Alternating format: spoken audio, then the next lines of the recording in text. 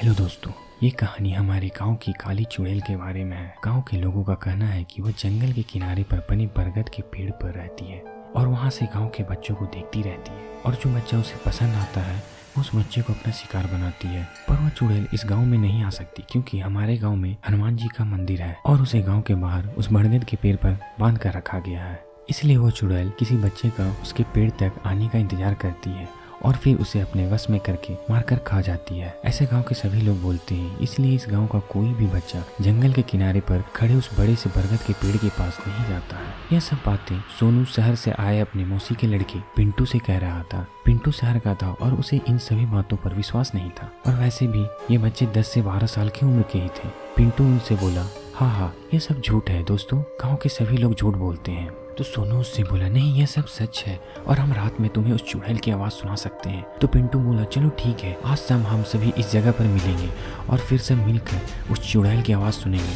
ठीक शाम 6:30 बजे सभी बच्चे पिंटू और सोनू सहित उसी जगह पर इकट्ठे हो गए। तभी सोनू उनसे बोला, हमें उस चुड़ैल की आवाज़ यहाँ सुनाई नहीं देगी, हमें इसके लिए उस पुराने खंडर के अंदर जाना होगा जो गाँव के सबसे आखिरी में है। तभी सोनू सभी बच्चे उस जगह पर गए। वहाँ जाकर उस चुड़ैल की आवाज़ सुनने लगे पर उनमें से किसी को भी उस चुड़ैल की आवाज़ सुनाई नहीं दी। तभी पिंटू बोला, मैंने तो पहले ही कहा था कि गांव वाले बस बच्चों को डराने के लिए उस चुड़ैल की कहानी बताते हैं।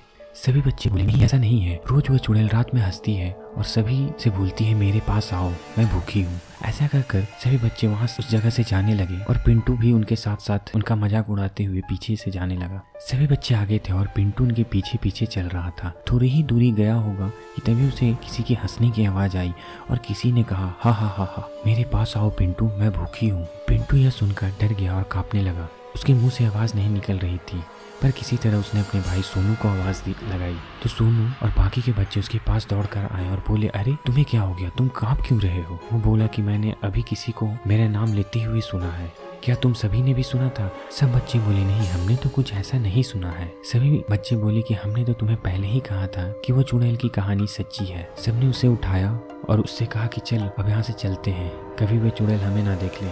सब बच्चे अपने अपने घर लौट जाते हैं और पिंटू और सोनू भी अपने घर लौट जाते हैं। सब कुछ सही था, दोनों बच्चों ने खाना खाया और दोनों फिर से सोने चले गए। पर इधर पिंटू की हालत खराब हो गई थी, उसे नींद नहीं आ रही थी। थोड़ी देर के बाद उसे किसी की आवाज़ सुनाई दी। वो जो कोई भी थी उसे बाहर बुला रही थी। पिंटू को बहुत डर लग रहा था पर पता नहीं क्यों वो आवाज़ सुनकर पिंटू उसकी तरफ खींचा चला जा रहा था। वो घर से बाहर निकला और उसने देखा कि सामने एक काले कपड़े पहने एक औरत खड़ी उसकी ओर पीठ किए खड़ी थी। वो औरत मन में कुछ गुनगुना रही थी। आसपास का माहौल भी काफी खौफनाक था, चारों तरफ कोहरा छा रहा था और ऐसा लग रहा था जैसे कि पूरा गांव कोहरे में डूब गया था। ठंड बिल्कुल ऐसी थी जैसे नंगे जिस्म पर कोई सुई की नोक चुभा रहा हो।